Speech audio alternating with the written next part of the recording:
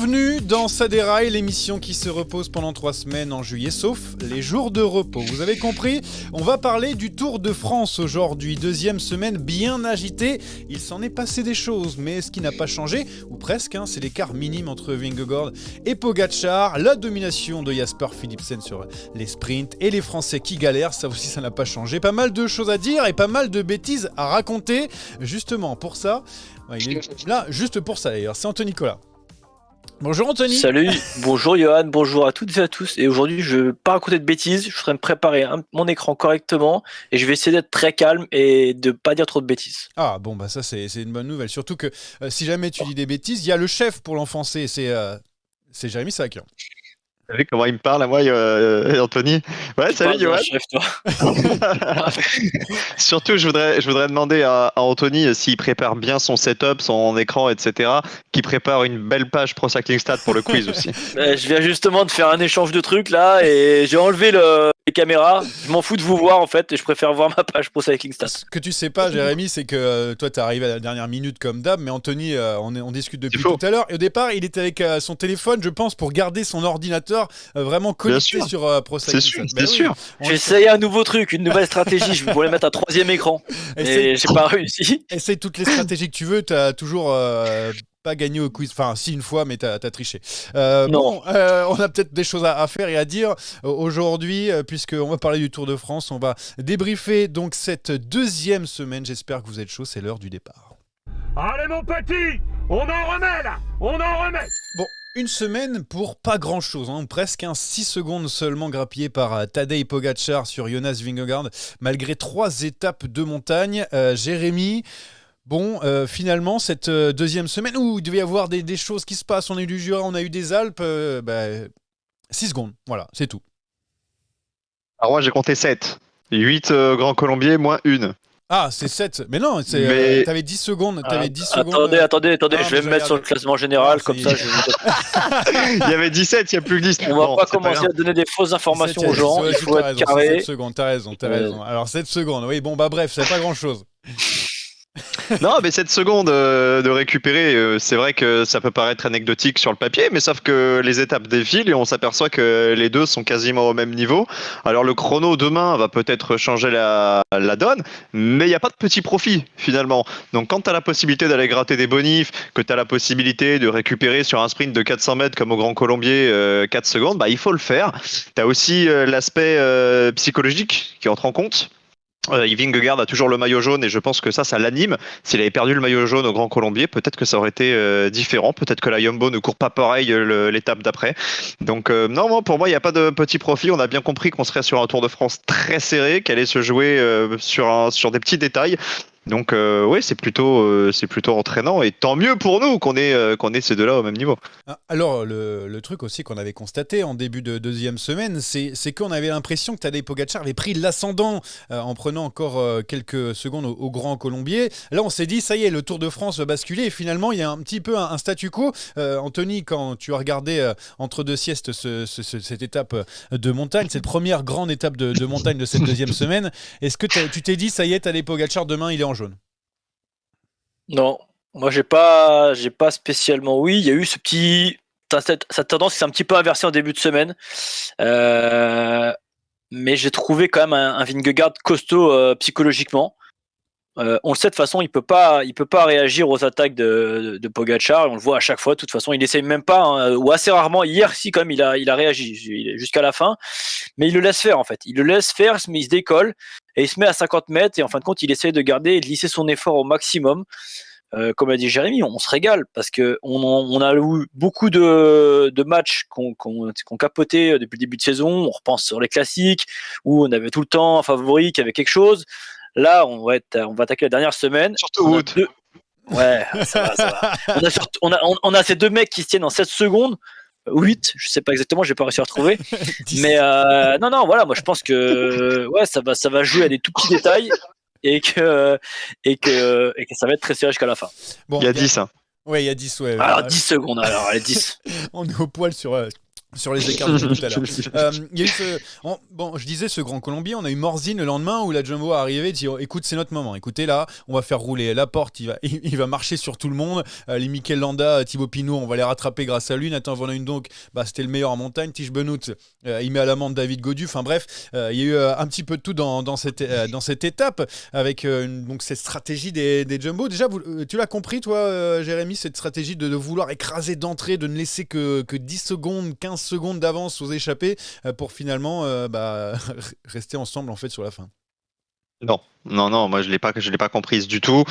Déjà, s'il n'y a pas cet incident avec les motos, rien ne dit que c'est pas Pogačar qui prend les bonifs au sommet de Jouplan. Sauf pour et c'est Jackie prendre Durand. un risque. Sauf pour Jackie Durand. Je sais pas si tu as vu le. Ouais, sauf pour Jackie, j'ai vu, ouais. Mais tu prends un risque parce que tu sais que potentiellement, si ça arrive au sprint, tu peux perdre les bonifs à Jouplan et à Morzine. Donc ne pas tenir en respect les échappés, ne pas permettre à un petit groupe de les récupérer, c'est prendre un risque. Je pense que la Jumbo s'est imaginé qu'avec un enchaînement de cols, Vingegaard allait pouvoir lâcher Pogačar. C'est l'inverse qui s'est produit, même si Vingegaard a pu recoller derrière. La volonté d'écraser, moi j'ai rien contre. D'autres équipes l'ont fait par le passé. Si t'as le fer de lance derrière qui répond présent, pas de souci. Là, pour moi, les deux sont vraiment au même niveau. Et sur cette étape-là, on a juste cramé des coéquipiers. Même si le bilan à la fin il est positif parce qu'il récupère une seconde, je suis pas certain que c'était la meilleure des stratégies. Mais bon, ils sont dans le match encore. Ils ont essayé. Des fois, il faut payer pour voir, un peu comme au poker. Et il reste encore une dernière semaine avec un chrono qui va être important, mais encore 2 grosses étapes de montagne. Le col de la Lose, l'arrivée à Courchevel, et puis une étape que tu connais bien, Johan, au Markstein. Ouais. Donc les stratégies, elles sont évolutives. Il faut aussi tenir compte de ce qui s'est passé sur les semaines précédentes pour t'adapter et pour tenter de nouvelles choses. Hier, Pogačar a tenté aussi une nouvelle stratégie en laissant partir Adamiens, en jouant un petit peu avec les nerfs de Vingegaard. Donc je pense qu'on n'est pas encore au bout de nos surprises. Avant de parler d'hier, je voulais entendre Anthony sur cet épisode avec les motos qui ont peut-être faussé la course, mais jusqu'à quel niveau? Parce que si ça se joue à quelques secondes, ça peut peut-être tout changer dans ce Tour de France. Pour l'instant, c'est très serré. On verra après le chrono aussi. C'est quoi ton avis là-dessus? Est-ce que tu penses que ce n'est pas, c'est quelque chose qui va compter ou pas? C'est un fait de course, les motos. On est toujours après. Les motos, ils prennent souvent pour leur grade, hein, les voitures aussi. Il faut savoir qu'ils sont pas tous là. Ils sont pas là pour se balader. Hein, ils font leur boulot. Ouais. S'ils n'étaient pas là, on n'aurait pas d'image, on n'aurait pas de photos. Maintenant, est-ce que oui, Pogačar, je pense qu'en haut, il aurait pu prendre les bonifs. Maintenant, est-ce que ça aurait changé le reste, la fin de l'étape? Je ne pense pas. Mais c'est sûr que sur le départ pur, il lui met, de toute façon, 4-5 mètres, comme à chaque fois. Donc, ça va peut-être pas changer la suite de l'étape, mais ça change le classement général. Aujourd'hui, il sera à 4. Ouais, mais oui, voilà. Tu chipotes. Ah bah, ça serait dans un sens ou dans l'autre. Ouais, attendez, mais bon, de toute façon, il y a bien un moment ou un autre où la différence va se faire. Et je pense que ça sera dans cette 3e semaine maintenant. De toute façon, on y arrive dans cette 3e semaine. Après... Mais je pense que l'écart va se faire maintenant et que ça m'étonnerait quand même qu'on arrive à Paris avec un écart d'à peine 10 secondes entre les deux. Ça par contre, je suis pas trop d'accord. Mais par rapport aux bonifications, ces motos, etc., il prend les bonifs en haut. Ils attendent pas. Pogačar, il attend pas Rodriguez. Enfin, il n'y a pas ces deux coureurs qui se regardent. Il va jusqu'au bout parce qu'il va aller taper au sprint Vingegaard pour gagner encore des bonifs. Moi, je pense que ça fausse tout. Rodriguez revient jamais si jamais Pogačar empoche un maximum de bonifications. Parce qu'il peut presque il revient à 1 seconde, je crois, du maillot jaune. Ça, on saura jamais. Non, il serait pas revenu à 1 seconde parce que Vingegaard aurait quand même pris 5 secondes. Tu vois, Pogačar aurait pris 8, mais Vingegaard aurait pris 5. Il y a quand même 2 choses qu'il faut se dire là-dessus. La première, c'est que Pogačar, il lance quand même d'extrêmement loin. Donc, il était bien parti pour le décrocher, mais on ne saura jamais si Vingegaard aurait pu ou pas combler. Moi, je pense que Pogačar aurait pris les bonifs, mais on n'en a pas la certitude. Et la deuxième chose, c'est qu'après, il se fait quand même surprendre, Pogačar. Parce que même si son attaque est avortée, il se fait quand même surprendre de l'arrière, alors qu'au sprint, il est quand même censé battre Vingegaard. Donc quoi qu'il arrive, il commet une erreur. Ouais. Voilà, donc ça c'est quand même important à souligner. Maintenant, moi je suis pas d'accord avec Anthony, on est sur un Tour de France qui va jouer à pas grand chose. De mon sentiment, Pogačar est un poil plus fort et je pense que demain il va reprendre le maillot jaune et il va, je pense, prendre un petit avantage sur le chrono, mais il reste encore 2 très grosses étapes de montagne pour tenter de modifier tout ça. Et moi, je serais pas étonné qu'on arrive au Markstein avec un écart inférieur à 15-20 secondes. Hein. Il y a une... Pogacar plus fort. Excuse-moi, mais s'il était vraiment plus fort que lui hier sur l'étape d'hier, quand il sort, jamais du coup s'il était plus fort, Vingegaard serait revenu dans les derniers mètres. C'est pas assez dur hier. Bah alors moi c'est pas assez dur quand tu marches et t'écrases comme il a pu écraser Pogacar. Si tu sors comme ça, Vingegaard à la pédale, si t'es vraiment une jambe au-dessus, si t'es vraiment plus fort, enfin tu dis un petit peu plus fort, mais Vingegaard il revient pas. Mais hier, il a pas pris un mètre, Vingegaard. Oui, mais justement, on va regarder de l'autre côté. Moi, surtout, j'ai vu Jonas Vingegaard dans la roue et je me suis dit, il va tenter quelque chose. Il voit bien que t'as les Pogacar, un petit peu moins de grinta. On sent que c'est un peu. C'était hier, c'était avant-hier, excuse-moi. Non, mais pour hier, par exemple, on a vu Jonas Vingegaard qui, dans le final, on l'a vu derrière et je me suis dit, il va tenter quand même quelque chose à un moment parce qu'il voit que Pogacar n'est pas forcément serein. Il y a eu beaucoup de critiques par rapport à son attentisme hier. Ça aussi, qu'est-ce qu'il y a Il y a un problème avec ton nez hier, il a le four brûle derrière. Tu sais pas comment ça marche ces engins, toi.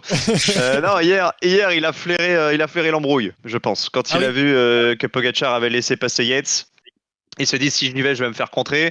Et Pogacar a un peu joué avec ses nerfs. Il l'a dit après en zone mixte, il a dit je sentais qu'il était fort et qu'il n'y avait pas suffisamment de pente pour faire la diff. Ce que je regrette, moi, c'est qu'avant ça, t'as quand même la côte des Amerans, 2,7 km hyper dur, et ça, je suis désolé, c'est du tout cuit pour Pogacar. Donc qu'il n'ait pas tenté alors qu'il avait Marc Soler devant, moi je me dis. Ça veut dire que pour moi, ça joue petit bras. Et ça, on pense déjà au chrono. On a un peu peur de se faire contrer, on a peur de ne pas avoir la caisse pour tenir. Donc c'est ce qui me fait dire que Pogacar est un tout petit cran au-dessus, mais pas suffisamment pour faire des diffs. Et je pense que le chrono de demain, il va être primordial, parce que si Pogacar reprend le maillot jaune, Pogacar va se mettre dans la position du défenseur. Et ça va tout changer, parce que Vingegaard va devoir montrer ce qu'il a dans le ventre. Même s'il reprend le maillot jaune pour 3-4 secondes, Vingegaard, il va les reprendre où les 3-4 secondes s'il attaque pas de loin? Il les reprendra pas au sprint pour les bonifs. Hein. C'est là où demain ça va être important. Avant ça, je lis quelques messages sur le chat. La type qui dit que en fait Pogacar arrive à lâcher, c'est ce qu'on disait dans les pourcentages plus sévères, du 2 chiffres plutôt que du 7-8% comme hier. Voilà donc pour les petits messages. Bon alors le chrono demain, Anto. C'est là où ça va jouer. Est-ce qu'après on a Courchevel juste derrière, on a le Markstein où là c'est vraiment une étape interrogation parce qu'on ne sait pas trop ce qui va pouvoir se passer, on sait que c'est un sacré chantier, mais Anthony c'est demain que ça se joue parce que c'est là où il peut y avoir des écarts et là il n'y aura pas genre je te suis dans la roue, je vais boire un café, enfin voilà, c'est chacun pour sa peau. Pour moi demain ça va être un chrono serré et dire que Pogacar va reprendre du temps à Vingegaard demain. Franchement, Vingegaard, sur ce qu'il a montré sur les chronos, rappelez-vous les dernières, même sur la fin du tour, il était très costaud, même il se relève pour laisser gagner Wout. Mais non, quand tu regardes il a peur. Non. Il se fait peur à un moment et après il se relève pour laisser gagner Wout. Si, bah, quand tu veux. Wout, il a besoin qu'on le laisse gagner. Allez, ça va. Non. Mais moi, demain, quand tu regardes le profil, déjà en plus 22 km, t'as quand même la première bosse, t'as ce bout de plat au milieu et puis cette montée qui fait quoi, 6 bornes. C'est Domancy. Très honnêtement, au vu de la forme des deux gars. Moi, demain, je vois pas de gros écarts et franchement, te pronostiquer qui va finir devant qui, c'est. Moi, je pourrais pas te dire. Entre les deux, en tout cas. 22,4. Toi, tu veux me dire Pogacar? Ouais, je me suis mouillé parce que c'est l'impression visuelle des dernières sorties. J'ai l'impression qu'il est un tout petit cran au-dessus. Et moi, dans ces cas-là, moi je dis Vingegaard alors, tu vois. Voilà, de toute façon, les paris, c'est tout à l'heure. C'est de la Yumbo, donc c'est normal. C'est tout à l'heure. Allez, là. Mais on aura en tout cas des réponses sur la forme de chacun, parce qu'on a l'impression que Jonas Vingegaard est un petit cran en dessous de Pogacar, mais peut-être qu'il en garde aussi pour ce chrono, et que hier, Pogacar a laissé des forces, on le verra demain, on aura le temps de faire les paris en fin d'émission. On a parlé de ce duel donc entre Vingegaard et Pogacar. Il y a aussi Rodriguez d'ailleurs en 3e position. Il y a une bataille pour le podium. Il y a donc Carlos Rodriguez, d'Ineos qui est là. Il y a aussi Adam Yates, le super coéquipier de Pogacar. Tiens, Jérémy, ça change tout, Adam Yates pour Tadej Pogacar. C'est, on va dire, le Roglic l'année dernière, mais il était déjà plus là parce qu'avec son problème de dos. Et ça change tout pour Pogacar depuis le début de ce tour, en tout cas dans ces dernières étapes. Ça change psychologiquement. Ça, c'est sûr, parce qu'il est plus tout seul face à l'armada Jumbo, et on le sent le match. Le Maïka contre Wout, le Sepkus contre Adam Yates. Contre Adam Yates, il en met C'est vrai. une, c'est Sepkus qui réagit. On sent qu'il y a ce mano à mano. Après, dans les faits, pour l'instant, ça n'a pas changé grand-chose. S'il n'est pas capable de lâcher Vingegaard, la présence ou non d'Adam Yates ne va pas radicalement changer la donne. Je pense que sur le Grand Colombier, il a quand même été précieux pour essorer tout le monde. Mais quoi qu'il arrive, au sprint, Pogacar, il aurait réglé Vingegaard. Donc ouais, il a peut-être permis de récupérer, sur les 4 secondes qu'il a pris sur la ligne, il y en a peut-être 2 à son crédit. Je balance un chiffre comme ça. Mais pour l'instant, l'apport de Yates, sur le plan mathématique, il est minime. Mais sur le plan psychologique, il est énorme. Et ça pèse aussi sur la Jumbo. La Jumbo ne peut pas se permettre de faire des grandes manœuvres en se disant on va essorer toute l'équipe UAE. Ils ont tenté de le faire avant-hier. Résultat, au pied de la dernière bosse, c'était 4-4. Ouais, pour l'instant, c'est vraiment un beau mano à mano et la Jumbo n'a plus cette armada qui était au-dessus de tout le monde depuis le début de ce Tour de France. Bon, voilà, je voulais faire la petite parenthèse à Damiès parce qu'il est en position pour aller chercher un podium. C'est incroyable pour un équipier. Avec Carlos Rodriguez, donc je le disais tout à l'heure, d'Ineos, c'est Jane Lay qui est un petit peu reculé, qui a une 17 de l'Espagnol. Anthony Rodriguez, t'aimes bien, non? Ouais. Merci. Mais, Allez, on passe mais je vois un Adam Yates très costaud. Ah, tu et vois plus notamment, Adam Yates, ouais. hier, on a pu le voir en fin d'étape. Il paye pas de mine avec sa cadence là où il a une cadence qui est complètement démesurée par rapport aux autres. Il est tout le temps en train de tirer du bracket. T'as l'impression qu'il est en train d'en chier. Mais moi Je pense qu'il en chie, hein. Ouais, non, je pense qu'il en chie, mais par rapport aux autres, il est moins aérien dans le coup de pédale, c'est ce que je veux dire. Moi, je pense très honnêtement que Yates, c'est un sérieux client. Il n'y a que 21 secondes entre Rodriguez et Yates. Faut pas que Rodriguez il se couche en 3e semaine. Bah, Parce que les deux UAE sur le podium, moi, je commence à bien les voir à Paris. Hein. on parle Est-ce qu'on l'autorisera à faire le chrono à fond demain? C'est aussi ça une interrogation. Parce que s'il fait le chrono à fond, je pense que les 21 secondes, il peut peut-être même déjà les récupérer demain. Mais est-ce qu'on va pas lui dire on a vraiment besoin de toi en 3e semaine? Le podium, c'est pas la priorité. c'est Moi, pas je pense qu'il est Valverde. plus fort aussi. Hein. Adam Yates, Moi, je suis d'accord c'est avec pas toi, Anto, Valverde. il est plus fort, Adam Yates. Ouais, non, mais c'est justement, je voulais avoir ton avis. On me dit Froome et Wiggins, bien sûr, 1 et 2 sur le Tour de France. Ouais, Oui, ouais, c'est bien vrai, sûr, c'est ouais. vrai. Là, on est peut-être parti pour le 1 et Contador, 3. Leipheimer, les 2 frères Schleck, ça s'est déjà vu, hein, Oui, de bien sûr. coéquipiers sur le podium. Mais De toute façon, Bernal on sait Thomas très en bien que 2019, pour ouais, gagner bien le tour, il te faut souvent un leader, un grégaire. J'appelle ça un grégario, mais c'est pas un grégario, mais enfin un grégario de luxe. Là, tu reprends que ce soit Yates ou Kuss, tu vois le boulot qu'ils sont en train d'abattre ces mecs-là. Mais Kuss, enfin moi, alors, ça qui on va dire que je suis une groupie de la Jumbo, mais quand on pense Je quand même sais. que Kuss a fait gagner, a aidé Roglic sur le Giro et que là, vu le boulot qu'il fait sur le Tour, c'est juste ouf quoi. Ces mecs-là, ils sont pas aussi forts que leur leader, mais ils sont juste un chouille derrière quoi. Ah ouais, non, mais clairement, moi, c'est que sur le début du Tour, je me suis dit, c'est le Alors, ils sont troisième pas un meilleur chouille derrière, grimpeur. par contre, ils sont aussi forts que les leaders des autres équipes. Oui, Et ça, c'est impressionnant.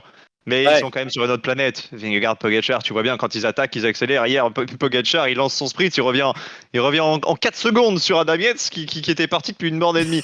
Ces mecs-là, ils sont... Non, mais c'est surréaliste leur niveau. C'est deux aliens. non, ça c'est clair. Bon, Ouais. je voulais revenir sur Carlos Rodriguez, donc, qui est sur le podium. Donc, c'est le leader d'Ineos sur ce Tour de France. On ne savait pas trop qui allait prendre le lead dans cette équipe sur cette grande boucle. J'allais dire, c'est le futur d'Ineos. Bon, on en reparlera peut-être dans l'attaque ou attaque pas. C'est Pas peut-être sûr. plus pas forcément le futur, surtout qu'il a annoncé en plus du côté de Movistar. Non, mais un petit mot sur Carlos Rodriguez, Jérémy, qui a remporté une étape, du coup, pour cet Espagnol qui montre de très très belles choses à 22 ans seulement. Mais bon, après, c'est. Ouais, on est bah, déjà il vieux à grandit 22 vite. ans. Hein. Il grandit très très vite. Il avait déjà fait une très très bonne Vuelta l'année dernière. Il a été formé à bonne école, on rappelle. Hein, il sort de l'académie d'Alberto Contador et bah, surtout il court avec sa tête. Parce que ce qu'il a réalisé à Morzine, bah, c'est plutôt impressionnant. Il s'est pas mis dans le rouge quand il a été lâché dans Jouplan. C'était évidemment pas le plus fort dans le final. Il est rentré, il a contré au bon moment. Il a pris des risques dans la descente, mais pas des risques démesurés. Bon, bah écoute, rien à dire, hein, une masterclass. Il avait quand même, je pense, cette pression parce que bah, quand tu te retrouves devant, en tête d'une table du Tour de France, que tu as les 2 champions derrière, bah, il faut pas trembler, hein, il faut pas sortir trop large dans une courbe. Non, non, bah écoute, c'est un super coureur. Je serais content pour lui qu'il fasse podium, mais je suis d'accord Avec Anto, je pense que le plus fort derrière les deux monstres, c'est Adam Yates. Et Hindley, pour le citer rapidement, semble quand même être sur la pente descendante. Donc, on n'a jamais écarté un coureur qui est encore dans le match. Mais j'ai quand même la sensation que les positions sont en train de s'établir. Ouais, il a chuté en plus, Jane Lay, c'était il y a 2 jours. Ouais, tout à fait, pour l'Australien qui était bien parti pour faire podium. Et là, les courbes sont en train de. On avait déjà de senti, s'inverser. fin de semaine dernière, Ouais. que ça commençait à être dur. Ouais, c'est vraiment dur pour l'Australien. C'est dommage parce qu'il avait vraiment fait une première belle semaine. On a parlé donc du duel Vingegaard-Pogačar, on a parlé du duel pour le podium. Du coup, on va se faire un petit pêle-mêle de thèmes. On a essayé de faire un maximum le tour de toutes les questions. Je sais pas ce que j'ai mis des thèmes un petit peu au hasard. Je sais pas de quoi vous voulez parler. J'avais marqué Philipsen, j'avais marqué les vieux briscards qui gagnent. On a vu Pouls, Katko, Isagir, Bilbao, Woods encore avant. C'est tous des trentenaires bien passés. Les écarts énormes après 2 semaines entre notamment le premier et le 10e et encore plus si on regarde derrière. Le Tour de France de Van Aert, ça on va peut-être en parler avec Anthony. Vas-y, prenons ce thème-là. La course au maillot à poids, voilà le Tour de France. Attends, juste après, il y a une ligne pour toi. Ah, bah alors du coup, alors on peut commencer le Tour de France de Van Aert. Alors il est comment ce Tour de France de Van Aert? Parce que là, c'est compliqué. Anthony, il va pas nous gagner une étape cette année. Non, je ne crois pas, et je me souviens, je crois que Gilou, faudrait reprendre peut-être il nous le dira, il nous écoute peut-être. Il avait parié parce qu'ils ont des bêtes un peu space en Belgique. Wout van Aert ne gagnera pas d'étape sur le Tour. Ah ouais, c'est vrai. Je lui ai dit, t'es vrai, je sais même pas si je lui ai dit ou si je l'ai pensé très fort. Je lui ai dit, c'est vraiment un fumier, mon Gilou de dire ça. Et en fait, je crois qu'il avait carrément raison. Moi, j'en ai parlé un peu avec vous. Franchement, les sprints. J'ai l'impression qu'il y a quelque chose quand même. Alors il y en a qui me disent que non, mais moi j'ai l'impression dans les sprints. Il a peur. Il veut pas Il se va marier pas. au tas. Voilà, c'est pas le Wood, des autres années. Il frotte pas comme il s'est frotté. Il sprinte pas parce que il y va pas. Clairement, il n'y va pas quand il faut y aller. Il n'y va pas. Alors on peut dire mais en oui. disant, au moindre problème, on arrête. Ouais, je me relève, je prends pas le risque. On peut dire ouais, la porte ceci, la porte cela. Là il y a eu ci, il y a eu ça. Alors oui, j'ai dit les sprints, il y en a qui n'ont pas été très droits. Et c'était vrai. Ne mens pas, Jérémy. Mais sur d'autres sprints, on l'a vu faire des choses. C'est pas le Wood d'habitude. Tous les gens, enfin, le mec qui me dit que c'est le même Wood que d'habitude, c'est un menteur. Il est pas dedans. Je pense qu'il a la tête qui est bien à autre chose.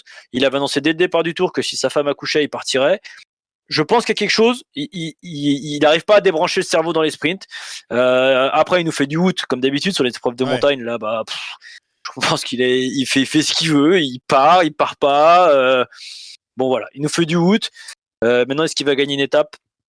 Je ne pense pas. Et d'ailleurs, je pense que on va attaquer les dernières semaines. Est-ce qu'il va partir ou non? On verra. Mais moi, je l'ai dit déjà milieu de semaine dernière, je crois. Je vous l'ai dit. Pour moi, il aurait mieux fait de rentrer, d'aller retrouver les siens et d'attendre que sa femme accouche tranquillement et de préparer correctement Glasgow. Ouais, attends, Ouais. demande plutôt au staff ou à Vingegaard si jamais tu lui Ouais, dis, mais tu vas demander qu'est-ce qu'il a fait. Oui. Oui, il a fait 2-3 choses pour lui, mais ces derniers temps, regarde, quand il part dans les échappées et tout, il sert même pas d'appui, il fait du Wood. Voici, il a fait relais là, il y a 2 jours ou hier, je sais plus, non, c'est hier ou avant-hier. On l'a vu péter, revenir. Et revenir avant-hier. Moi, je suis un peu perdu dans les jours. avec les ponts, les machins. Ouais, vendredi, en fait, c'est samedi et dimanche. Allez, ça va. Et tout pourtant dans les semaines. Non, mais voilà, il nous fait clairement ça. Il fait son relais, il saute. Et puis, je sais pas, il y en a dans l'oreillette qui lui dit non, mais tu retournes. Il est revenu comme une balle, retiré 300 mètres et ressauté. Voilà.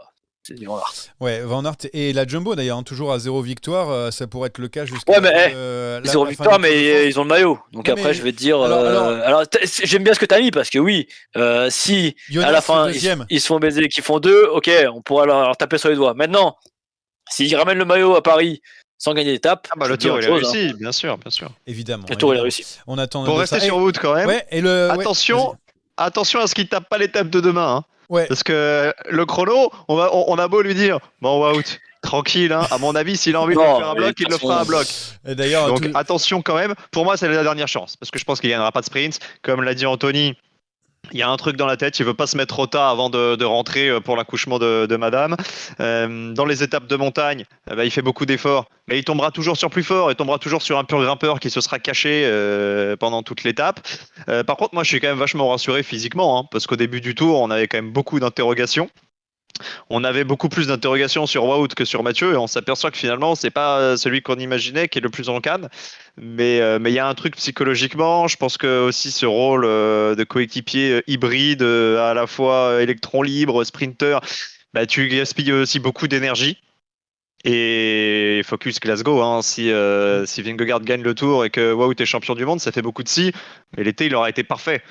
Après, il faut pas se planter, il faut pas faire 2 et 2 quoi. Comme ça se passe quand même relativement souvent avec Wout. Arrête, tu vas relancer la machine. Tu vas relancer la machine. T'as mis une pièce exprès là. On va passer à autre chose. On a parlé pas mal de Van Aert. Je voulais juste aussi. Ah oui, d'ailleurs Van Aert qui est pas très loin. C'est la course au maillot à pois. J'avais noté dans. Oui.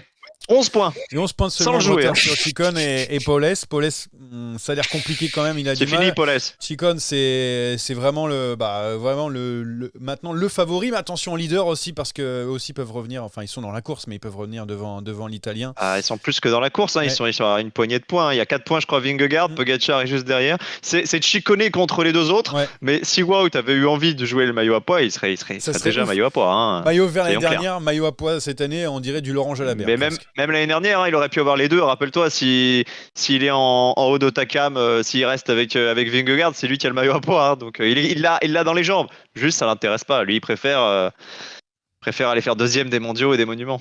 Dans ce que j'ai dit là. Encore une autre pièce. T'as mis un billet là. T'as mis plusieurs billets même. Dans ce que j'ai. Je vais muter mon micro parce que des petites insultes pourraient partir dans ce jeu.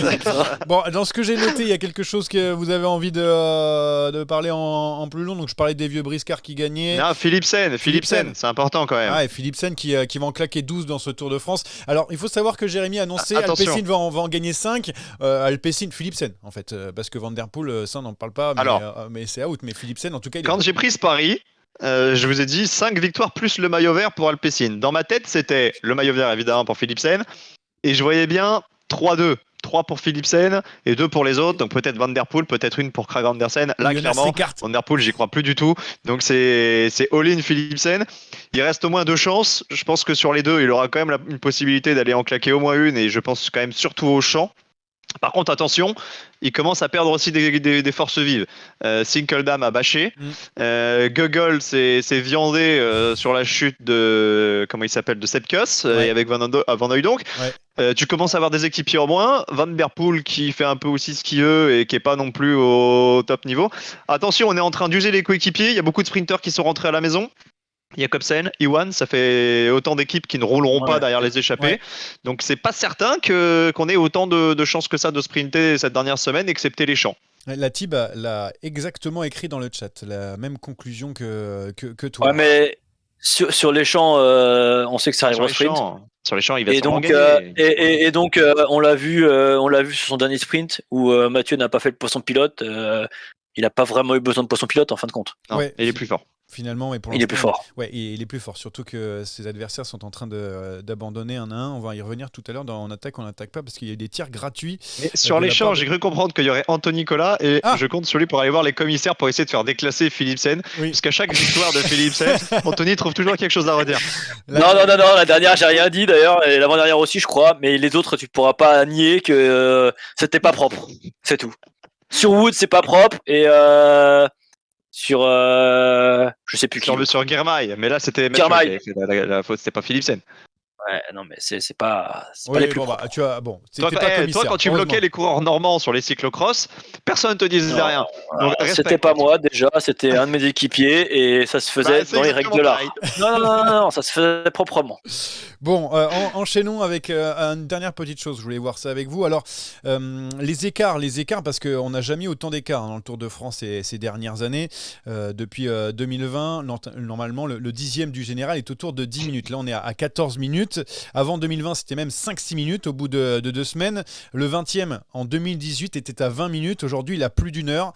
C'est Clément Berthet, d'ailleurs, le français. Voilà, c'est 45 minutes l'année dernière, en 2022, pour le 20e. Alors, explication, je ne sais pas si vous en avez une.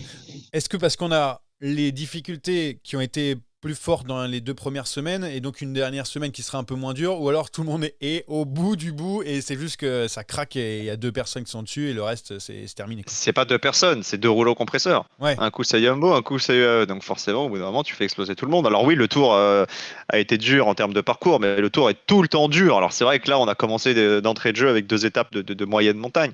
Mais c'est surtout que les mecs se font essorer en fait. C'est qu'on a des Laporte qui tiennent en respect des grimpeurs qui sortent pour essayer d'aller jouer l'étape et qui prennent même pas 1 minute. Et puis une fois que Laporte s'écarte, bah, t'as encore Van Barle, t'as encore Benoît. Et quand ces deux-là s'écartent, c'est Van Aert, c'est Kuss et c'est Kelderman. Donc bah ouais, tu vas péter. Là, tu me dis les mecs sont à 14 minutes, le 10e. Mais si les mecs voulaient, ils seraient déjà à 20 minutes. S'ils s'attaquaient sur toutes les étapes, ils sont tellement au-dessus. Rouleau compresseur, qu'est-ce que tu veux faire de plus? James qui dit dans le chat que la lanterne rouge est à 4h45, record absolu Ouais, des c'est années Markov. 2000 après 15 étapes. Ouais, face à Fedorov, je crois que c'est un super duel. Exactement. Entre les deux, il y a 8 minutes d'écart. Voilà donc, et ça va faire le lien avec les vieux briscards donc, qui ont gagné. C'est ça aussi, plus de résistance. A priori, pour prendre les échappées, c'est un enfer quand on regarde les débuts d'étape. C'est absolument la folie. Tout le monde veut y aller, ça attaque dans tous les sens, ça revient. Il faut être très très fort et souvent il y a Julien Alaphilippe dedans d'ailleurs. Voilà donc pour cette première partie. On passe on attaque pas parce que là il y a pas mal de choses à dire. On parle d'un super transfert. Attaque de Pierre Rolland encore une fois. Personne ne réagit. Bon, ce super transfert, on y va juste avant un petit truc parce que bon, on va rester entre guillemets sur le Tour de France. C'est sur les managers qui tirent sur les coureurs, notamment Sylvain Adams de Israel Premier Tech qui a tiré sur Froome. Il n'a pas mérité son salaire en gros. Je caricature, vous irez voir sur les articles.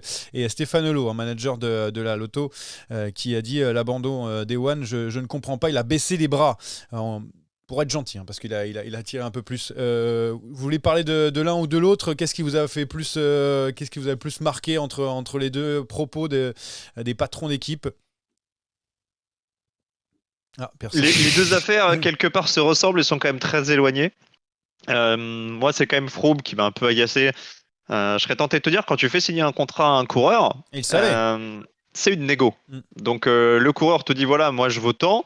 Si toi tu acceptes, bah, c'est que tu es d'accord avec lui. Si derrière le coureur déçoit, bah, tu t'es fait enfler, mais personne ne lui a mis le couteau sous la gorge. Je pense pas que Froome soit arrivé avec 4 mecs armés jusqu'aux dents en disant tu me signes ce papier, tu vas me devoir 5 millions par an. Surtout qu'il est très gentil, on l'a eu en interview. Donc voilà. En plus, Froome, quand tu le signes, tu sais que le mec va devoir quand même repartir de loin, qu'il est tombé gravement. Ineos Sky le laisse partir et en général, quand ce genre de formation laisse partir un leader, c'est que tu sens qu'il t'apportera plus qu'il t'a apporté. Ils ont pris le risque. Quoi qu'on en dise, quand ils ont pris Froome, ça a fait du bruit. On a fait parler de l'équipe. C'était un coup marketing. Ça te permettait aussi éventuellement de postuler pour des invitations diverses et variées sur des grandes épreuves. Donc ils en ont tiré profit. Et là maintenant qu'ils s'aperçoivent que c'est un boulet pour les finances, on recule le frein et on tire dessus. C'est pas une forme de management que je trouve très classe. On parle souvent du management toxique de Lefebvre. Là, on est un peu dans le même état d'esprit. Pour ce qui est de Stéphane Hulot, c'est quand même très différent parce qu'il a fait confiance à un sprinter qui score plus. Il faut le dire, qui est payé comme un sprinter qui score, mais qui ne score plus, et qui en plus a mis dans la panade des équipiers. On lui a mis des équipiers à disposition pour rentrer dans les délais et il s'est arrêté à 100 bornes de l'arrivée, donc en laissant dans la pampa 2 mecs qui se sont battus pour rentrer dans les délais. Effectivement, là, tu mets en péril ton équipe, donc c'est bien plus légitime pour moi.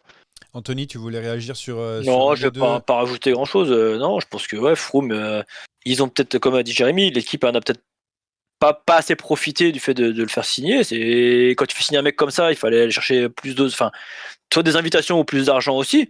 Maintenant, si on fait enfler, malheureusement, c'est dommage pour eux. Mais fallait pas non plus s'attendre à retrouver un Chris Froome des grandes années. Je pense. Mais que maintenant, c'est vrai que tirer comme ça sur lui après, moi je pense que c'est quand même 2 choses différentes parce que l'abandon de l'eau et je rejoins tout à fait Jérémy. Après, ça me fait penser à un truc. Rappelez-vous l'année où Madio fait lever je ne sais combien de gars avec Demar et qui se retrouvent tous à la maison le soir. Bon après c'était différent, c'est des mecs. Ils étaient allés au bout, hein. Oui, c'était à l'au bout, mais c'était pas passé. Mais bon, ils avaient quand même rentré la moitié de l'équipe à la maison. T'as pris le risque, mais au moins au démarre, Ouais. c'était battu. Là, Voilà. Ewan, ils te font décrocher des mecs. Ouais, mais et ça reste. attends. Là, Ewan aussi, toi, t'es là, on est sur nos sièges. On sait pas exactement ce qui s'est passé sur cette étape-là. T'as pas tous les tenants et aboutissants. Stéphane Je sais Holo pas n'avait pas ce qui s'est l'impression qu'il passé, s'était battu. Et Stéphane Holo, en tout cas dans ses propos, Ouais, a dit on a bon, l'impression attends. qu'il a Ah, baissé moi, les je bras. sais pas, Déjà constate, la veille, hein, il je voulait vois Oui, que abandonner. non, mais voilà, on constate. que deux mecs sont passés à 5 minutes de la sortie alors que le sprinter s'est arrêté Bon. à mi-étape. Ils sont rentrés dans les délais. On Oui. sait pas exactement ce qui s'est passé sur l'étape. S'il était malade ou quoi, tu sais pas. Tu peux pas savoir. S'il avait été malade, On aurait été au courant. Elo aurait jamais tenté cette sortie. Hein. Oui, c'est vrai que c'est bizarre. Maintenant, j'ai aussi l'impression que c'est un peu celui qui fera la plus grande sortie médiatique, un peu pour parler, pour faire parler de trucs. Je crois que le fait vert fait tourner peut-être à tout le monde et que on se dit tiens putain t'as vu quand le fait vert il sort une dinguerie, on en parle pendant 15 jours et ça marche. Ça, c'est possible aussi. On en parle aussi et parce que ça pour moi c'est des choses qui se règlent en interne. T'as pas besoin d'aller dans la presse sortir ces trucs là. T'es pas content de ton employé, tu chopes entre quatre yeux et tu lui dis ce que t'as à lui dire. Allez balancer ça sur la toile. Pour moi, c'est fait faire parler. Ouais, c'est souvent une histoire de salaire. Hein. L'auto, c'est son plus gros salaire, c'est Ah, mais Caleb Ewan. ça, ouais, mais ça, comme a Froome dit aussi, Jérémy, hein, ça, c'est ton salaire, tu le discutes avec ton patron. Oui. C'est pas après, une fois que il t'a allongé de temps, qu'il vient de dire, ouais, mais finalement, je te paye trop. Salaire, je parlais de salaire. Transition, puisqu'on va parler de Remco Evenepoel, donc avec de grosses rumeurs qu'il envoie du côté de d'Ineos dès 2024. Alors, parce que il y a plusieurs raisons. Problème d'argent du côté de Soudal Quick-Step. Hein. Il y a des problèmes de sous. On essaye d'ailleurs de séparer au maximum de Julien Lafilippe, hein, qui a aussi un gros salaire. Ineos qui a besoin d'un leader, ça c'est vrai, même si on a vu Carlos Rodriguez très bien, qui a besoin d'un grand leader capable d'aller se frotter au Pogacar et Vingegaard. Et puis voilà, pas assez d'équipiers chez Soudal, même si James est dans le chat, je vais dire Van Wilder, ça va 5 minutes, hein, mais bon, c'est pas Sepp Kuss et Adam Yates, si vous voyez ce que je veux dire.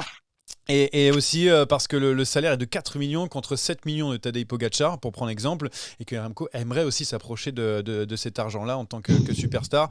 Contrat jusqu'en 2026 pour Remco Evenepoel. Donc c'est une grosse rumeur, c'est des informations. A priori, il y a des contacts qui ont été pris, mais voilà. Jérémy, Remco chez Ineos. Alors est-ce que ça te donne envie, ou alors est-ce que tu penses que c'est une rumeur qui va finalement se dégonfler au fur et à mesure des jours ? Je ne sais pas à quel point l'info est avancée ou pas. Moi, il y a quand même 3 points sur lesquels je voudrais rebondir. Le premier, c'est que le salaire, c'est toujours pareil. Personne l'a forcé à signer 4 millions alors que les autres sont payés 7. Pogacar, aux dernières nouvelles, il est payé comme un vainqueur du Tour. Oui. Evenepoel, il a beau être champion du monde, il n'a encore pas gagné le Tour. Donc, pour moi, la différence, elle est légitime. Moi, ce qui me chagrine un peu dans cette histoire, le deuxième point, c'est ça. C'est que ça fait des mois et des mois qu'on entend le fait vert dire on va construire autour de Remco, on va lui faire une équipe, machin, pour finalement entendre 6 mois après que Remco, il peut aller à Ineos, il aura une meilleure équipe. Oui, il aura très certainement une meilleure équipe pour les grands tours chez Ineos.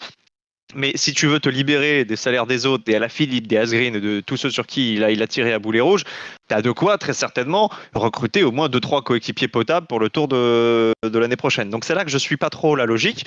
Et le troisième point, et c'est celui qui me dérange le plus, c'est que là on a un coureur sous contrat. Et que dans le cyclisme, tu ne transfères pas des coureurs sous contrat. Ça ne se fait pas, ça ne s'est quasiment jamais fait, mis à part l'an passé Teuns qui a essayé de sauver Israël. Et là, on ouvre la porte à un nouveau monde, on ouvre la porte au transfert du foot, avec le rôle des agents, avec des transactions financières.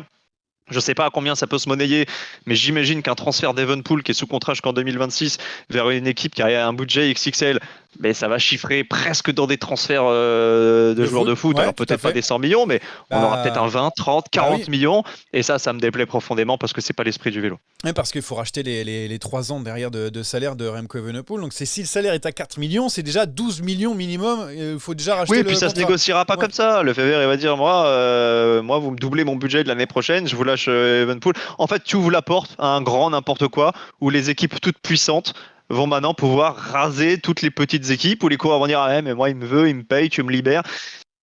On entre dans un nouvel engrenage. Bon Anthony, réaction donc à cette rumeur Remco Evenepoel chez Ineos. Oh, d'accord. J'ai du mal à le voir. Je sais pas. Non, je le vois pas. Après, il y a un truc qu'on n'a pas parlé. Remco, c'est un coureur qui veut visiblement maintenant qui va viser à gagner des grands tours. Oui. Et on a dit cette année, ouais, la Soudal essaie de changer un petit peu son fusil d'épaule et de devenir une équipe de grands tours. Mais moi, j'ai aussi du mal. Alors, j'ai du mal à voir Remco partir chez Ineos, mais j'ai du mal à voir la Soudal devenir une équipe pour gagner un grand tour. En fait. Ouais. Parce que on voit que c'est des choses qui sont complètement différentes, des classiques. Les grands tours, il te faut une équipe il faut une équipe de mercenaires autour de ton leader. Et puis c'est des préparations qui sont complètement différentes avec deux groupes de stage, deux groupes de coureurs qui s'en vont en stage. C'est totalement différent au niveau de la préparation et j'ai du mal à m'imaginer la Soudal. Donc je peux comprendre que Remco veuille aller voir ailleurs. Maintenant, le voir chez Ineos, je sais pas, je j'arrive pas à m'y faire. Déjà, cette préparation très anglaise, très carrée, je sais pas, il y a quelque chose, j'arrive pas. Déjà, on a des rumeurs autour de la reprise aussi du contrat de Julien Lafilippe, qui pèse lourd aussi dans les finances de la Soudal Quick-Step. Il y a des problèmes d'argent, en tout cas, on en cherche du côté de la Soudal Quick-Step. Ça aussi, ça veut dire que... Je sais pas s'il y a des problèmes d'argent. Ah Je pense qu'il y a surtout des problèmes de rentabilité. C'est-à-dire qu'on considère que pour tant d'argent dépensé, il faut tant de résultats. Et quand tu regardes les performances de la Soudal, à part Remco Evenepoel était deux sprinters, et encore je dis deux sprinters, Jakobsen il s'est quand même bien planté, mais à part Evenepoel et Merlier, je suis pas sûr que Lefebvre soit très content du rapport qualité-prix. Voilà, la transition est parfaite puisqu'on va en parler des Français dans la deuxième partie, dans le sprint final. Transition, pas tout à fait, parce qu'on va parler de cyclisme féminin, juste pour donner l'information. Lucinda Brand, tu la connais, Anthony, ça y est, tu connais un petit peu le cyclisme féminin, qui remporte le Baloise Ladies Tour. T'es content? C'est très bien, c'est très bien, c'est très bien, c'est parfait pour le cyclocross, ça fait parler un petit peu de cyclocross. Je suis content. D'ailleurs, j'ai l'impression qu'ils ont changé. Les filles ont pas le même maillot que les hommes, non? J'ai l'impression que le maillot est un peu différent, ou alors je commence à m'y faire. J'ai vu une photo de Lucinda, ça m'a moins choqué. Je sais ce que c'est. Elle avait le maillot de leader, donc c'était normal. Avant, c'est l'alcool, Anthony, c'est normal. Et deuxième bonne nouvelle pour toi, c'est que Haute Bianic va faire le Tour de France féminin. Je sais que tu suis tous ces résultats. Non, mais ça c'est les psychoses de ça qui ont, je sais pas pourquoi. Parce qu'une fois, j'ai annoncé qu'elle avait abandonné une course. J'avais lu un truc, je ne sais où. Je m'excuse auprès d'elle, elle avait pas abandonné en fait. Mais ne t'excuse pas, c'était hors antenne. Tu nous avais dit, elle a bâché sur la Vuelta, puis elle avait fait dans le top 20. Elle était dans les top 20 en plus quand même. Vu que tu nous le rabâches à chaque fois, les gens doivent se demander pourquoi tu parles de ça à chaque fois. Donc voilà, une fois j'ai cru lire qu'elle avait bâché la Vuelta ou je sais quoi et voilà. Mais grosse équipe. Très content qu'elle aille sur le Tour. D'ailleurs, ça commence quand le Tour de France féminin? Juste après les hommes? Il est pas du tout au fait. Ça commence dimanche. Dans une fois une semaine, en effet. D'accord. C'est une fois une semaine. C'est pas tout à fait, c'est 8 jours. Tout à fait. Donc on arrive bientôt pour le Tour de France féminin. Grosse équipe, tu le disais, pour la Movistar, avec bien sûr Annemiek van Vleuten en route pour le triplé face à l'ASD Works. Ça va être un poil compliqué. Bon, on revient aux hommes, on revient au sprint final, parce que là, il y a des choses à dire sur les Français. C'est parti pour le sprint final. Oh le coup de tête de Marco, le deuxième coup de tête de Rencho. Oh que ça c'est pas bien. Allez, on s'attaque maintenant aux Français. Toujours une victoire d'étape signée Victor Lafay, on l'a vu en début de Tour de France. 2 Français encore dans le top 10 au général, 9e et 10e, David Gaudu, Guillaume Martin. Jérémy, le Tour de France, c'est pas le Tour de la France. C'est pas là, pour l'instant, on est un petit peu... c'est mitigé parce qu'on s'attendait à beaucoup de choses. Finalement, on n'a pas grand-chose. On s'attendait à rien du tout. Repasse-toi le Qu'est-ce qu'on avait dit? Comme tous les ans, on se sauce là une semaine avant. T'étais pas là. Je vous ai écouté. T'as mal écouté. On prend les extraits. On s'est dit qu'est-ce qu'on va faire de mieux que l'année dernière? Rien. On a eu une étape, c'était un miracle. On a eu une étape et je suis pas sûr qu'on en ait une de plus. Et on s'est dit si jamais on fait ne serait-ce qu'aussi bien que l'année dernière, ce sera déjà miraculeux parce que personne n'imaginait Gaudu dans le top 5. Aujourd'hui, t'en as 2 dans le top 10, t'as qu'une étape. Le bilan il est moins bon et c'est normal. Mais ça surprend personne. Je dis ce qui était annoncé. On attendait potentiellement en objectif un podium pour David Gaudu. On attendait un maillot jaune pour Julien Alaphilippe dans les premières étapes bien à sûr, Bilbao. mais si, mais si. c'est Bien sûr, oui, puis on possible. Et puis par épingle qui tape Vingegaard et Pogacar au col de la Lose. Mais on non. s'attendait à des trucs de fou. Mais Clément, peut-être pas que nous, mais plutôt- peut-être pas non, que mais pas lui, que nous. pour tout pour lui. Mais vous racontez n'importe quoi, personne s'attendait à rien. Ça va être très mal, on prendrait les miettes. On attendait Je me rappelle très bien de cette séquence avec Théo. On a été très clair. On a dit on ne récupérera Vous n'êtes pas que les miettes. On a omniscient. déjà une grosse miette. On a le crouton là. Eh, On a- mute-le. Mais mute-le là. Qu'est-ce Tu qu'il veux a faire là? un podcast tout seul là, on dirait les Français. Il a On sait, caniche là. Mais on mute-le. savait avant. On attendait aussi une victoire, pourquoi pas, de Thibaut Pinot, parce que la France l'attend aussi. Romain Bardet a chuté. Attends-le, ouais. Ça a fait mal aussi, Romain Bardet qui a chuté malheureusement, qui a dû abandonner. On attendait aussi haut. Guillaume Martin, bon, il a fait du Guillaume Martin, on l'attendait exactement là où il est. Pour l'instant, c'est carré. Non, moi je pensais qu'il allait rivaliser avec Pogacar. Je suis assez déçu parce que quand tu vois un peu. Quel mauvais. Bon. Il est mauvais.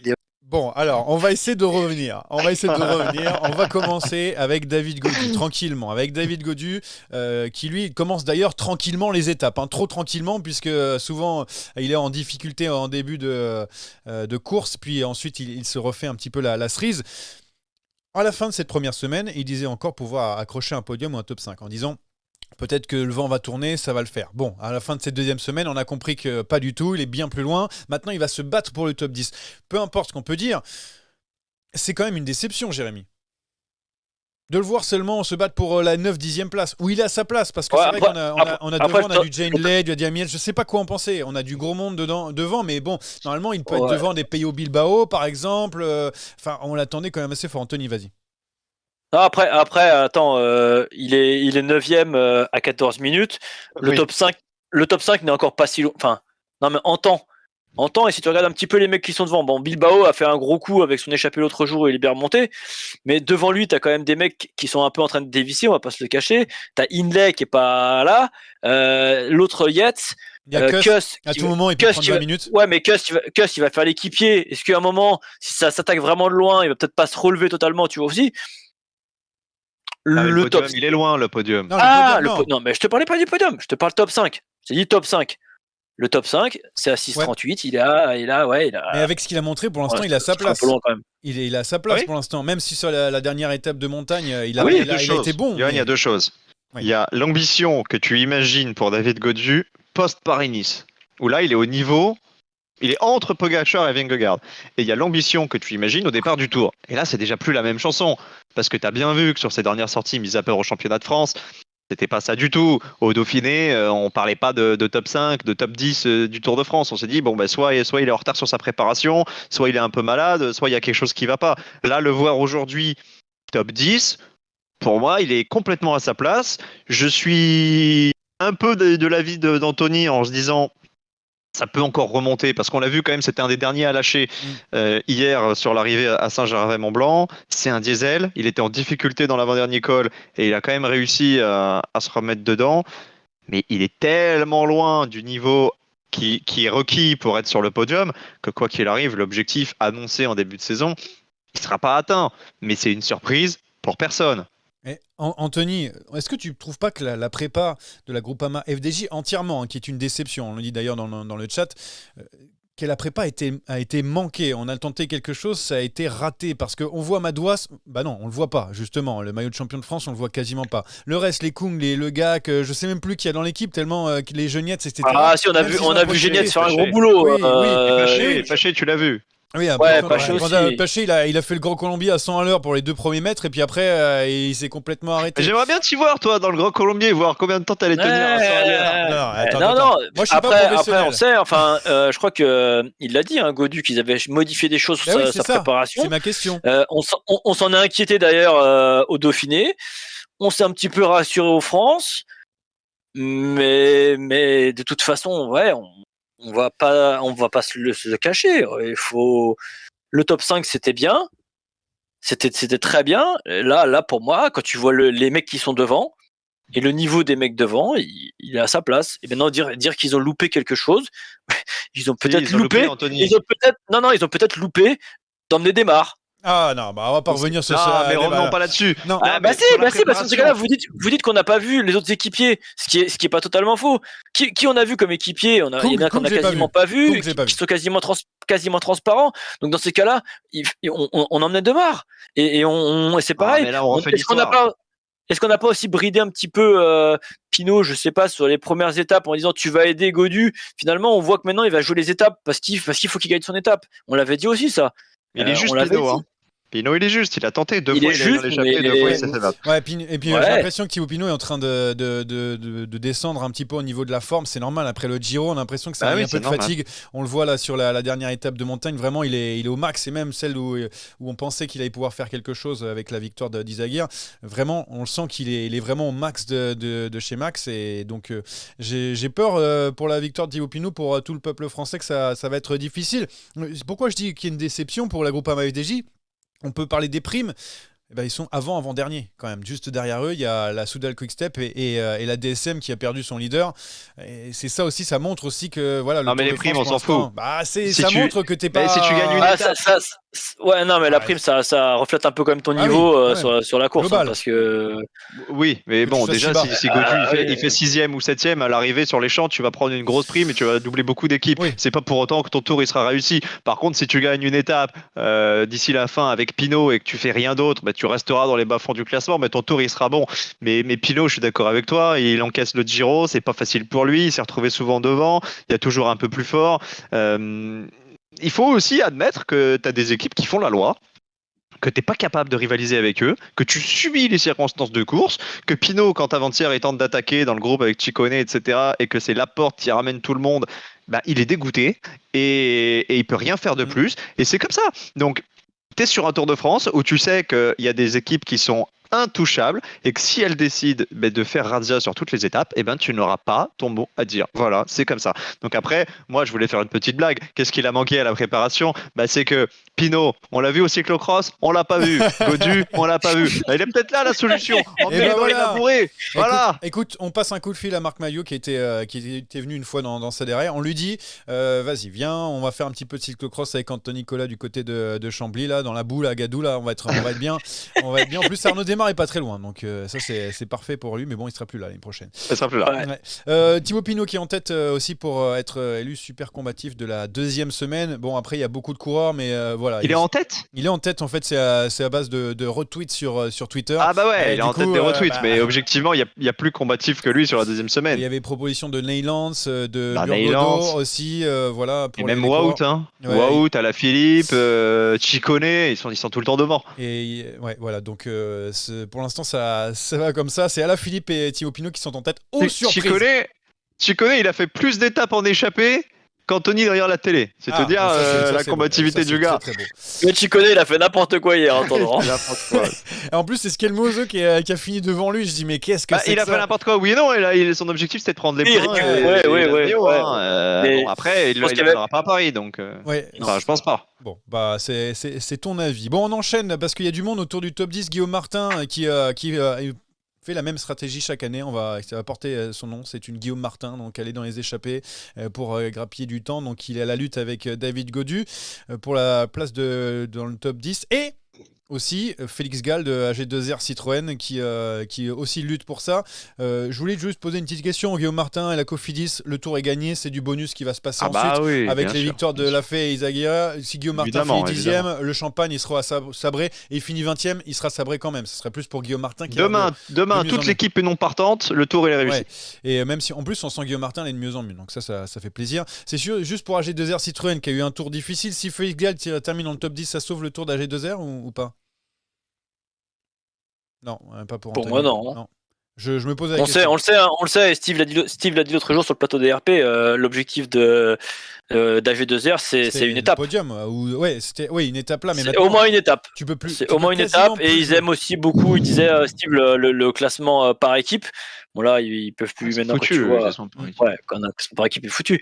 Mais pour moi, non. Ouais, compliqué, surtout que Félix Gall, il va pas forcément avoir beaucoup de, Pas beaucoup de soutien, ouais. beaucoup de Demain- soutien et beaucoup de chance aussi. Demain, voilà l'addition pour Félix Gall. Hein. Ouais, ça va être compliqué. On va voir de toute façon. Et on termine par Julien Lafilippe, qui a été. Par contre, on l'a vu, ça, Julien Philippe. Autant la Groupama FDJ, ça a été compliqué, autant Julien Philippe, on l'a vu, mais dans les 100 premiers kilomètres. Après, il a commencé à baisser le pied. À chaque fois, il dit je me sens bien. Je me sens bien en début d'étape, j'y vais. Il fait beaucoup d'efforts. Encore hier, ce qu'il a fait avec Lutsenko. Anthony, vas-y, tu peux y aller, tu peux. Non, ça ne sert à rien. Je vous l'ai écrit d'ailleurs plusieurs fois. Je sais pas pourquoi il s'est entêté là, à être à 30 secondes devant 15 mecs qui roulent derrière. J'ai pas compris. Je sais pas. J'ai l'impression que Wood déteint sur lui parfois. Je sais pas. Je sais pas ce qu'il fait. Mais c'est pas un compliment. Hein. Ouais, non, mais. Quand même. Non, mais Non, mais ouais, je pense qu'il est simplement un peu en dessous voilà, il est en dessous de la forme qu'il espérait. Il essaye de faire, il essaye de se montrer, de prendre de l'initiative, mais il est trop juste. Et puis ouais, comme t'as dit, il fait parfois des efforts qu'on comprend pas spécialement. Hier, ils font, avec Lutsenko, ils font, je sais pas, 30, 40 bornes tous les deux là. Et l'autre jour, où il fait 10 km de chasse avec Steven. Ouais, à 15 secondes devant, et ils sont là, ils se retournent, ils voient tout le temps les mecs derrière qui se relaient tranquillement à 15 gars.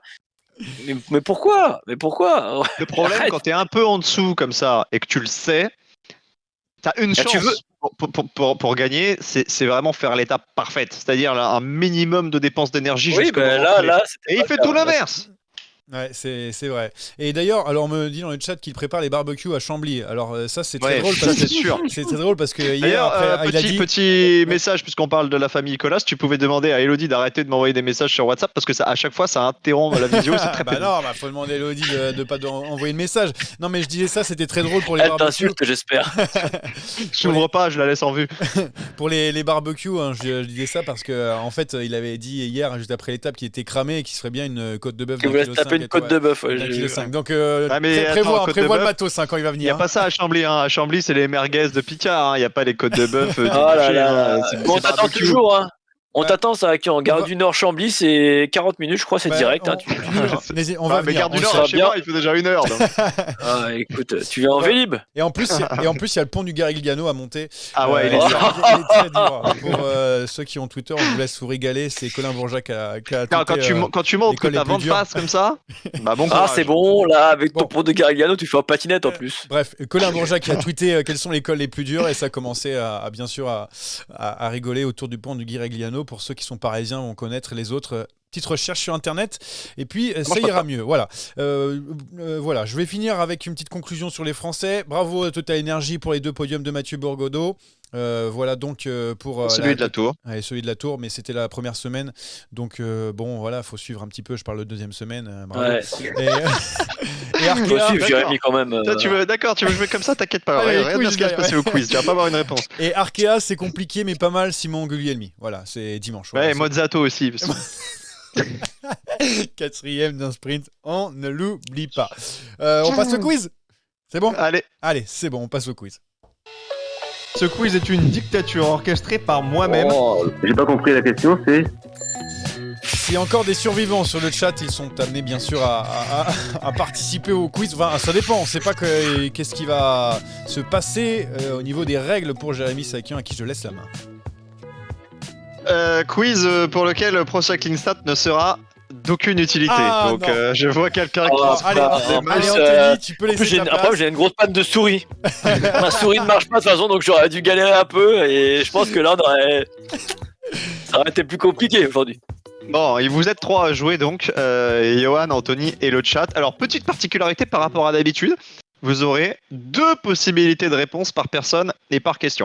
Il y a 10 coureurs à trouver. Et les 10 coureurs sont issus de la start list du Tour de France 2023 hommes. D'accord ? Les seuls indices que vous allez avoir à disposition, ce sont les équipes par lesquelles sont passés les coureurs. Mais les équipes, évidemment, je ne les ai pas mises dans l'ordre. Je les ai un petit peu mélangées. On commence par le premier, qui a couru pour Bora, pour Sunweb, pour Lotto NL Jumbo, pour Jumbo Visma, pour la Belkin, pour la Blanco. Qui est-ce ? Bora, Sunweb, Lotto NL Jumbo, Belkin, Kelderman. Blanco. Kelderman. Le point pour Johan. Pas de réponse dans le chat, j'ai été trop rapide.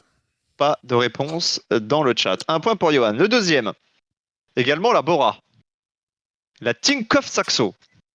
UAE Team Emirates. CCC Team Felbermayer. Je donne pas les autres qui sont ensuite un petit peu obscurs, mais vous avez l'essentiel. Bora, Tinkoff, UAE, CCC, Felbermayer. Bourman, c'est pas bon. Il n'est pas passé par CCC, Bourman. Pouf. Je vais donner un indice. Il y a, alors je te donne le chat en attendant. Trentin, qui a été donné par Melouen Lavenant. Trentin, pas bon. Indice. Il est aujourd'hui chez UAE Team Emirates. C'est Langen. Non, mauvaise réponse. Vous avez plus qu'une possibilité de chacun. Ah, mais si, c'est Maïka. Plus le C'est chat, James, hein, c'est qu'il James, faut c'est répondre. Maïka, Le c'est Maïka. Mais bien sûr, après j'ai réfléchi. C'est Maïka. Non, c'est pas Maïka. Attends, mais c'est terrible ça, donc on ne trouve pas. Alors, tac, CCC. Il reste encore qui? Marc Solier n'a pas été chez CCC. quand même. Bora, Tinkoff, UAE, CCC, Felbermayer. Bjerg. Non, c'est pas bon. Allez, vous êtes mauvais. C'était Félix Groschartner. Ah, mais j'ai complètement oublié qu'il y avait Gros Chartner aussi. C'est terrible. On passe Attends, au troisième. Vous savez quand on nous envoie aussi des messages sur Twitter, c'est incroyable quand même. Donc je vais te lire aussi les messages sur Twitter. Merci Victor. Bah, Il a, lui aussi qui sur a Twitter. trouvé Gros Chartner. Sûrement des insultes. Qui dit Gros Chartner, il dit j'ai trouvé. Bah oui, mais je vais les lire. Qui a dit j'ai tout lire. trouvé? Eh ben, c'est le mec qui m'a répondu sur Twitter. Victor, merci d'avoir répondu. Voilà. On enchaîne, vas-y. Le troisième, Astana, Dimension Data, Ineos, Cararural. Astana, Dimension Data, Ineos, Carawal. C'est Castroviejo? Non. Ah, c'est Omar Fraile alors. C'est Omar Fraile, deuxième point pour Johan Tritz. On passe au quatrième coureur. Anto, tu joues? Ah, je réfléchis. Tu réfléchis. Omega Pharma Quickstep, Ethics Quickstep, Unibet, Cannondale, Unibet. Caisse d'épargne, EF. Unibet, mais attends, mais. Unibet, Ethics, Cannondale, Caisse d'épargne, EF, Omega Pharma Quickstep. Moi, je leur ai dit. Ah, je peux pas croire que dans le chat, personne ne l'est. Et c'est des coureurs qui courent encore ou ça peut être des anciens Ils coureurs? sont tous issus de la start list du Tour de France. Il a rien 2023. compris encore une fois. J'ai dit Devenins, non, c'est pas ça? Non. Non, c'est pas Devenins. C'est un vieux Unibet. Il y a Bol qui est noté dans le chat. Vol pas bon. Bol, c'est pas bon, Nathan. Désolé. Alors, voilà. Quelqu'un qui est passé par Unibet. Unibet, ça a 1000 ans. Équipe actuelle, Rigoberto Urán. EF, Rigoberto Urán. Je me souvenais. Urán, il a été chez Unibet, putain. Ah ouais, c'est pour ça que c'est pour ça que je m'en suis rappelé. On a Troisième point pour Johan Tritz. Oh là, On je suis passe au coureur suivant. Bahreïn, Movistar, Astana, Cofidis, Euskaltel. Izagirre. Izagirre, Ah ouais, Yann ok. Izagirre, le point pour Anthony. Ouais, ça y est. On met en route. Izagirre, il Coureur était donné suivant. très vite. D'ailleurs, dans le chat juste derrière. T'as eu chaud. Lotto Soudal, Trek Segafredo, HTC iRoad, Argo Shimano, DSM, Giant Alpecin, Degenkolb. Degenkolb, point pour Attends. Anthony. Attends. Juste, Degenkolb, il est sur le Tour de France, là? Il est Ouais, sur le bien Tour sûr. de France. Tu dis bien sûr. Et tu l'as vu une seule fois. Et franchement. Ouais, ne commence pas à faire diversion pour me brusquer ma concentration là. On reste dessus, vas-y. Jérémy, continue s'il te plaît. Ouais, le temps 3-2, il reste 4 Ça coureurs. râle dans le chat parce que le temps d'écrire, ça. Ouais, c'est bon le chat, c'est bon. Ouais, oh. À chaque fois, je me c'est fais avoir plus quand je fais le facile. chat. Moi. Alors, C'est attention. plus facile celui-là. UAE Emirates, Intermarché, BMC, Katusha, UNOX. Uno X. Bah, donc, déjà, c'est un gars qui a la C'est Uno X. parce Christophe. que- C'est Christophe. Christophe. Ouais, Christophe. Oui, c'est le plus facile. Ah oui, il y avait que des coureurs d'Uno X que tu pouvais donner, étant donné que. Bah il oui, participe oui. cette année. Voilà, bref. Ok, Christophe qui était dans le chat aussi. Attention à celui-là. 3 contre triple. Non, il compte pas triple, mais il en a des équipes. Il en a fait des équipes. Il a fait la Cararural, Rabobank, la Blanco, la Once Eroski, C'est Luis Leon Sanchez. Luis Leon Sanchez, bien sûr. Johan qui marque le 5e point. Il y avait également Désolé. Astana, Liberi Seguros, la Bahreïn et la Caisse d'épargne. Désolé dans le chat, Johan. je suis pas bien trop rapide, ouais. Johan, tu as déjà plié le quiz, mais on va quand même jouer les deux derniers pour le fun. Après, c'était face à Anthony, hein, donc. Ça n'excuse pas tout. Ouais. Allez, Kubeka, Vas-y.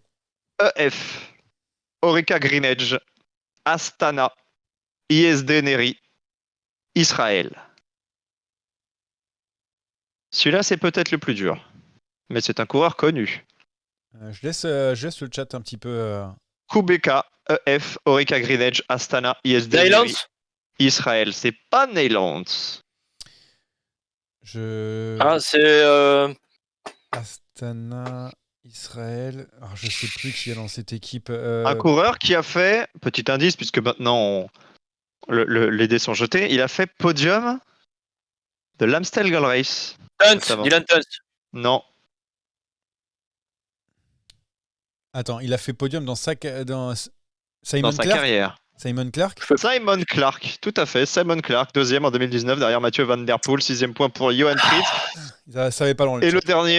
le dernier est facile aussi. Garmin, Cannondale, J'ai déjà. Ineos, Ah non. Sky, Jumbo Visma. Van Barle. Dylan Van Barle, 6 points pour Johan, 3 points pour Anthony. Et le chat merde. aujourd'hui décevant, Oh. hein, le chat est à 0. Non, ouais. c'est juste que Non, j'étais attends. très bon aujourd'hui. Oui, ils ont été très bons parce qu'on me donne à chaque fois, mais avec je un petit loupe- temps de latence. Je loupe Lucian Sanchez, Attends, j'en suis. Tu vas faire fuir nos quelques auditeurs là, c'est pas possible là. C'est Donc, les motos, c'est à cause des motos. Il a été gêné, Anthony, ouais, alors qu'il allait. Ah, Ouais, t'as été malheureusement gêné. T'es aussi fort que Van Aert sur ce Tour de France pour l'instant. Anthony. ouais, je pense. Ouais, ouais. Oh là là, c'est petit. Bon, en parlant de Van Aert, si on faisait les paris pour finir ce Ah, il y a petit, des paris à petit- faire sur Van Aert. Bah, il va pas gagner d'étape. Bon, bah, on sait pas, c'est pour demain. Ah, c'est même pas vrai. Comment tu paries ça? Donc, nous avons le droit à donc ce premier et seul chrono de ce Tour de France, 16e étape entre Passy et Combloux, 22,4 km avec la côte de Domancy. Un chrono, voilà, c'est mieux. Un chrono assez difficile. Alors, on attend les favoris donc dans ce chrono pour se disputer la victoire étape. Mais, qu'est-ce que vous allez mettre? J'essaye d'ouvrir une page pour les paris, pour vous donner les cotes. Je sais pas si dans le chat vous avez des idées à donner au niveau des paris sur donc le vainqueur. Donc le favori c'est Tadej Pogacar devant Jonas Vingegaard qui sont quasi à égalité. On a aussi. C'est combien les cotes? Alors tu veux savoir, 2,20 pour Ah Pogacar, 2,35 pour Jonas Vingegaard, troisième Van Aert qui a 6,50. Ensuite on a 26 Adam Yates et 50 Rémi Cavagna. Autant vous dire qu'il y a quand même un gros gap. Moi je pense quand même que ça va être au niveau des favoris. Je regarde pour le top 3. Il y a un Carlos Rodriguez pour le top 3, Adam Yates, Simon Yates aussi qui est pas mal dans les chronos. Voilà pas mal de choses. Adam comme Yates, ça. il est capable, hein, tout dépend de ce qu'on lui dit. Hein. C'est toujours pareil. Hein. Si on lui dit tu t'économises, tu le fais pas à fond. Voilà donc ce que je peux vous donner. Et Pogacar qui prend le maillot jaune, c'est à combien ça? Qui sera leader du classement général à l'issue de l'étape? 1,77 Jonas Vingegaard, 1,87 seulement Tadej Pogacar. Ah bah non, ça marche Misère, pas. c'est misère. Mais vaut C'est nul. mieux miser la victoire de Tadej Pogacar Ah bah ouais. à ce prix-là. Donc, Ouais, bah je joue la victoire de Pogacar, tant pis c'est petit bras, mais je crois pas qu'on puisse faire beaucoup de value à part trouver le troisième qui sera peut-être Van Aert et qui est pas non plus coté de ouf. Donc. Et le podium de Van Aert, il a combien? le podium de Van Aert, il est donc podium de Van Aert, il est à 1,62 seulement. Donc Oh là là. ah ouais, on va pas gagner beaucoup d'argent sur ce chrono. On peut en faire perdre, ça c'est sûr. Moi, je vais repartir sur l'aigle. Sur quoi? Tente un gros coup sur l'aigle des Rental. L'aigle, ça a été retoqué hier, hein, le surnom sur Eurosport. Ils ont cherché un surnom des Rentals et l'aigle a été Ouais. balayé. Tout à fait. Donc je regarde un petit Ils peu. ont sur dit le quoi vote, Ils ont dit qu'il était trop gros pour faire un aigle. Ah, ça Eh ben. pas apprécié. Bon, bref, en tout cas, Non, bon, Le corbeau, t'as qu'à l'appeler le corbeau des Rentals, c'est bien aussi. la victoire de Ça, c'est le Pogacar, le donc, corbeau de Boulogne, toi. victoire de Pogacar plébiscité. Les podiums, ça sert à rien. Et puis, franchement, je sais pas. J'ai pas d'autres choses à vous donner. On va vous donner ça. Bon, on va pas voir s'arrêter là parce Pogacar. qu'il faut que j'aille faire pipi. Ouais, bah voilà, on va s'arrêter sur ça. Merci donc de nous avoir suivis une nouvelle fois.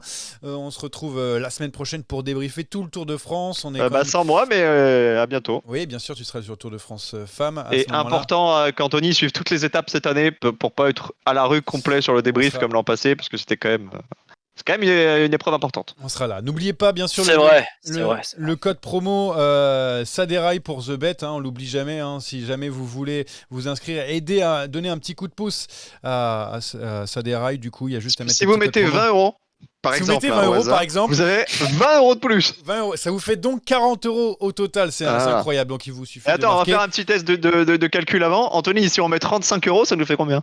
70. Oh là là, c'est fort. Ouais, c'est fort. Après les semaines, il sait aussi compter l'argent. C'est magnifique. C'est magnifique. Donc, du coup, Surtout doublé. ça. Si vous mettez le code promo pour la fantasy du Tour de France, toujours pas de première place pour Anthony Nicolas qui recule d'un rang, qui est Non, quatrième. non, C'est moi mais, qui ouais, mène. mais je suis pas mal. Je suis dans le coup. Et je mettrai suis- donc le classement cet après-midi des 3 divisions. C'est bon? On a fait le tour? On part pour une 3e semaine et puis le Tour de France féminin qui arrive très vite. À bientôt les amis et merci de nous avoir suivis. Ciao, ciao. Bye bye.